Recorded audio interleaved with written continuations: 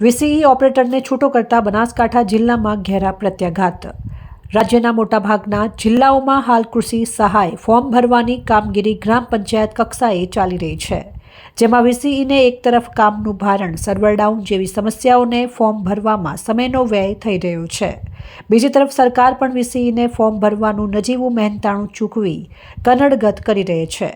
તેવા તાજેતરમાં રાજકોટ ગ્રામમાંથી એક વીસીઈનો નાણાં લેવાના કથિત વિડીયો વાયરલ થતાં તેમને છૂટો કરી દેવાયો છે, જેના ઘેરા પ્રત્યાઘાત બનાસકાંઠા જિલ્લામાં પણ પડ્યા છે. જિલ્લા મથક પાલનપુર ખાતે વીસીઈ સંગઠન મંડળે જિલ્લા કલેક્ટરને આવેદનપત્ર આપી વીસીઈ ઓપરેટરોની સમસ્યાનું સમાધાન લાવવા રજૂઆત કરી હતી. હું રામસિંહ સોલંકી, બનાસકાંઠા જિલ્લા વીસીઈ મંડળ પ્રમુખ શ્રી.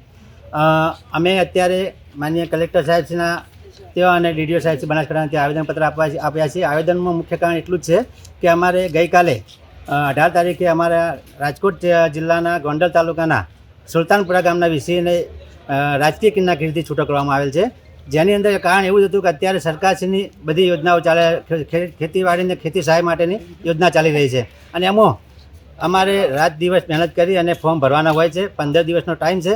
સર્વર થોડું ધીમું હોવાના કારણે રાત્રે પણ અમારે મહેનત કરીને બીજા 2-4 વીસીના બાજુના ઓપરેટરો લાવીને અમારે કામગીરી કરવાનું હોય છે. જેમ કે મોટું ગામ હોય એટલે તેઓ ઓછાતું તો હોય ના, એટલે દરેક અને એ જિલ્લાના જે વીસીને છૂટો કરવામાં આવે ત્યાં 27 ખાતા હતા એને.